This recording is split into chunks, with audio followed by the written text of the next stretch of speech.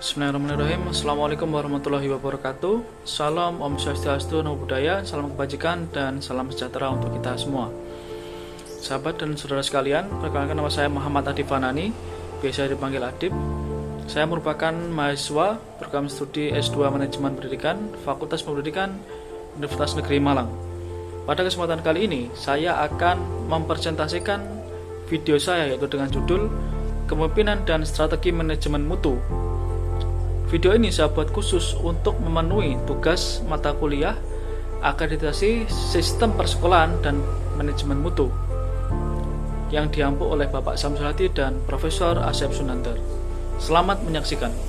Pada bagian pertama, kita akan memahami terkait latar belakang yang melatar belakangi dari video kali ini.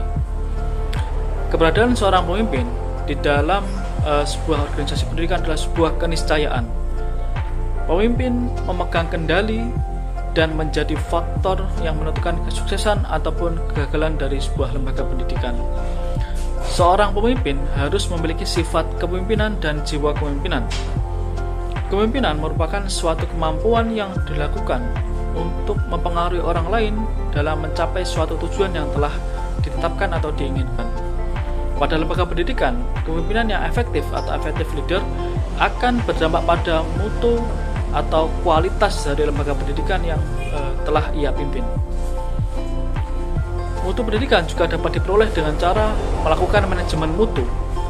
Manajemen mutu merupakan pendekatan sistematis, yaitu dengan cara melibatkan perencanaan, pengendalian, dan peningkatan kualitas produk, layanan, atau proses organisasi dengan tujuan agar dapat memenuhi dan melebihi harapan pelanggan serta mencapai keunggulan yang kompetitif. Seiring perkembangan zaman, maka pendidikan dihadapkan dengan berbagai macam tantangan, sehingga pendidikan harus menerapkan strategi bagaimana manajemen mutu ini dijalankan. Strategi ada sangat banyak, misalnya dapat dengan cara menciptakan visi, menciptakan misi, tujuan, kemudian dapat melakukan analisis pasar, analisis SWOT, dan lain sebagainya yang akan dijelaskan lebih mendetail pada video kali ini. Oke, kita masuk kepada tujuan pembahasan. Dari latar belakang di atas tadi yang telah disebutkan, maka tujuan pembahasan pada video kali ini yang pertama adalah untuk mengetahui peran penting kepemimpinan dalam mewujudkan manajemen mutu dalam institusi pendidikan. Kemudian tujuan yang kedua adalah untuk mengetahui strategi manajemen mutu untuk menciptakan lembaga pendidikan yang berkualitas. Adapun sebuah rujukan yang digunakan pada video kali ini setidaknya ada 6. Rujukan yang utama adalah bersumber dari bukunya Salis tahun 2005, yaitu dengan judul Total Quality Management in Education. Kemudian didukung dengan jurnal-jurnal lain, jurnal internasional, dan buku-buku, dan juga ada jurnal yang dari Indonesia. Oke, kita masuk kepada poin yang pertama, yaitu peran kepemimpinan. Jadi, seorang pemimpin untuk mewujudkan manajemen mutu atau total quality management pada lembaga pendidikan, setidaknya ada 3 peran yang harus dijalankan. Menurut Salis tahun 2005, yang pertama ada mengkomunikasikan visi, kemudian ada memberdayakan budaya kualitas atau mengembangkan budaya kualitas, kemudian yang ketiga adalah memberdayakan guru. Kita akan bahas satu persatu. Yang pertama adalah mengkomunikasikan visi. Seorang pemimpin bertanggung jawab untuk memberikan arahan yang jelas dan inspiratif mengenai visi dan misi institusi. Pemimpin tidak hanya menciptakan sebuah visi, tetapi juga memastikan bahwa visi tersebut dapat dipahami dan diterima oleh seluruh anggota institusi. Dalam melakukannya, pemimpin perlu dibantu oleh manajer atau tim eksekutif yang bertugas untuk menyebarluaskan visi dan misi, agar semua orang yang ada di organisasi dapat mengetahui dan dapat dipastikan setiap anggota dapat bergerak ke arah yang sama sesuai dengan tujuan yang telah ditetapkan. Peran yang kedua adalah mengembangkan budaya kualitas. Ada beberapa langkah, setidaknya ada 5 langkah yang dapat dilakukan dalam mengembangkan budaya kualitas. Yang pertama adalah menciptakan visi untuk institusi. Visi ini menjadi panduan utama bagi seluruh anggota institusi dalam mencapai tujuan kualitas. Visi harus jelas, yaitu dapat memotivasi semua pihak untuk bergerak menuju standar kualitas yang diinginkan. Yang kedua adalah berkomitmen pada perbaikan kualitas. Ini berarti institusi harus berfokus pada peningkatan terus-menerus di semua aspek, baik dalam proses pelayanan, kemudian hasil akhir, melalui evaluasi yang berkala dan implementasi perubahan yang diperlukan. Yang ketiga adalah mampu mengkomunikasikan pesan kualitas.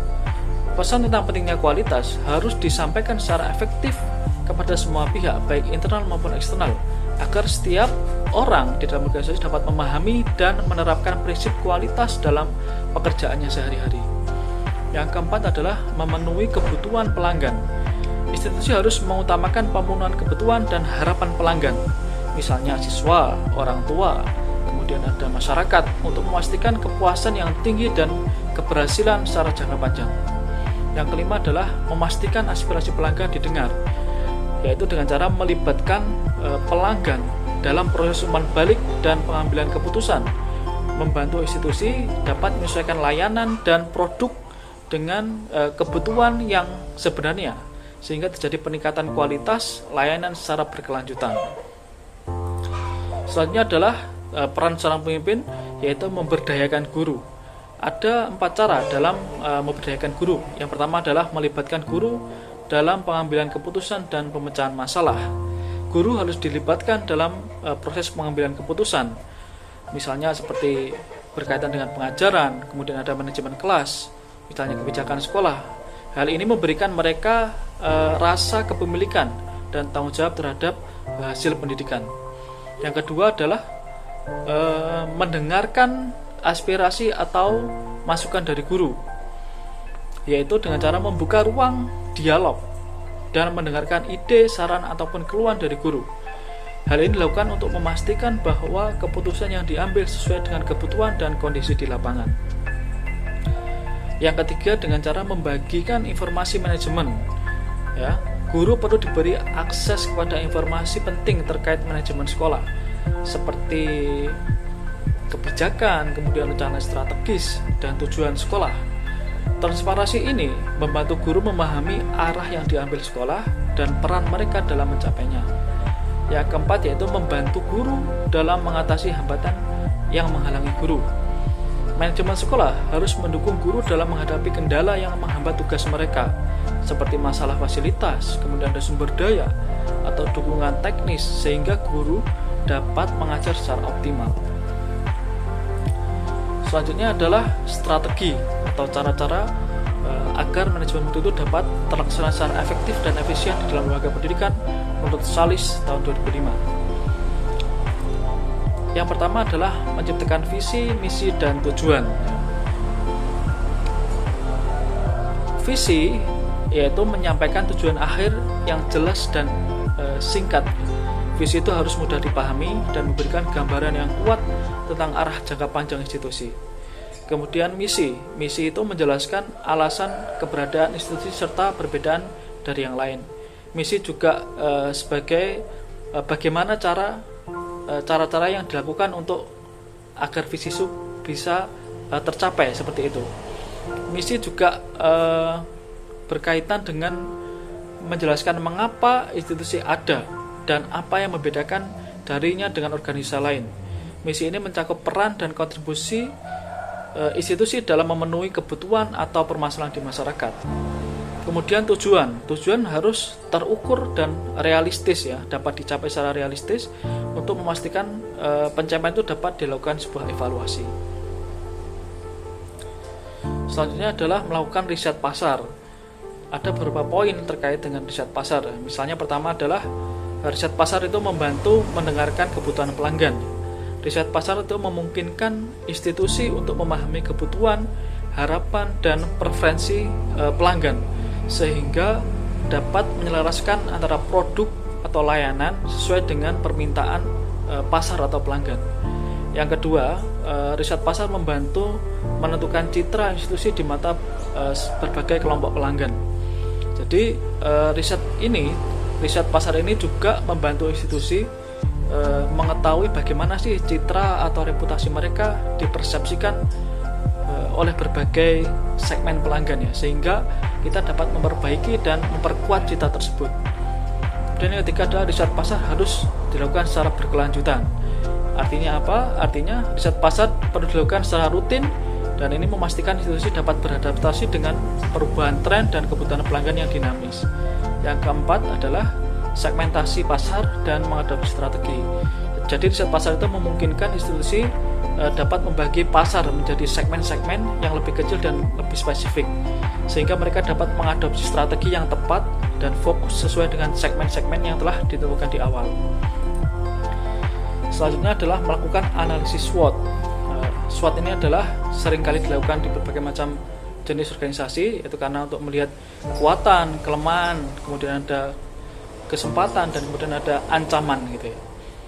Jadi SWOT ini adalah sebagai alat strategis yang umum dalam perencanaan pendidikan yang sangat efektif. Analisis SWOT ini dilakukan secara internal, yaitu dengan melihat kekuatan dan kelemahan, dan juga melakukan analisis lingkungan eksternal dengan melihat peluang dan ancaman. Dan kemudian tujuannya adalah untuk memaksimalkan kekuatan, meminimalkan kelemahan, dan mengurangi ancaman dan memanfaatkan peluang. Kemudian ada moment of truth atau momen kebenaran. Jadi faktor kritis keberhasilan atau critical success factor adalah indikator penting yang harus dicapai oleh seluruh institusi untuk memenuhi kepuasan pelanggan dan persyaratan misinya. Critical factor atau critical success factor itu berbeda dengan indikator kinerja, karena critical success factor diidentifikasi sendiri oleh institusi dan berfokus pada aktivitas utama yang mendukung keberhasilan institusi menuju kualitas total. Selanjutnya adalah membuat rencana strategis. Membuat rencana strategis ada beberapa langkah yang dapat dilakukan, yaitu yang pertama adalah rencana strategis, juga disebut sebagai rencana pengembangan,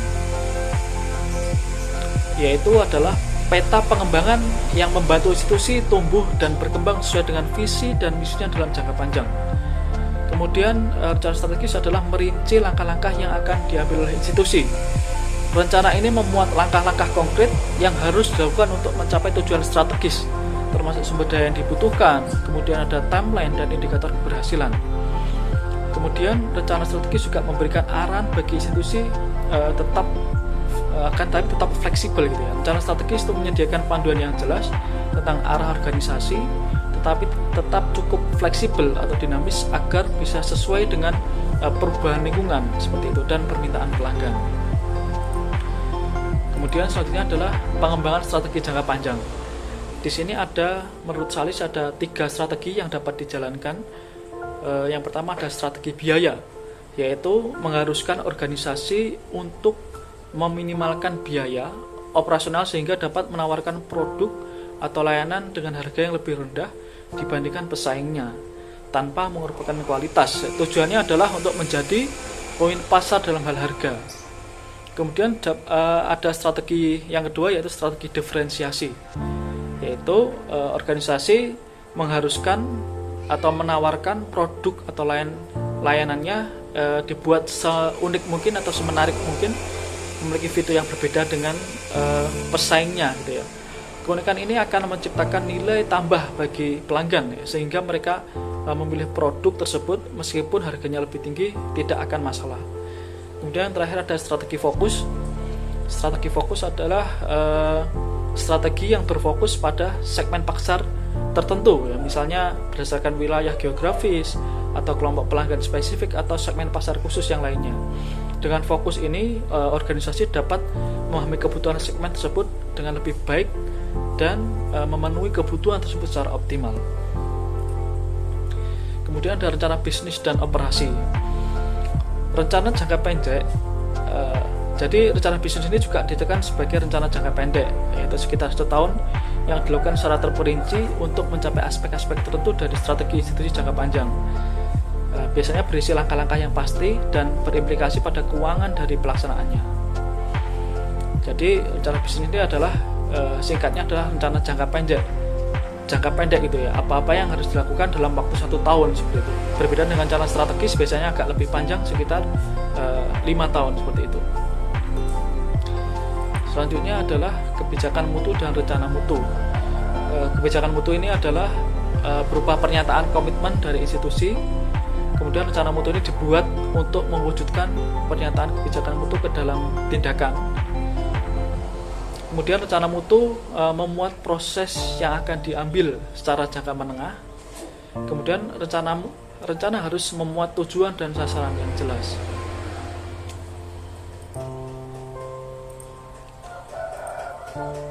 Selanjutnya adalah biaya manfaat dari kualitas ya.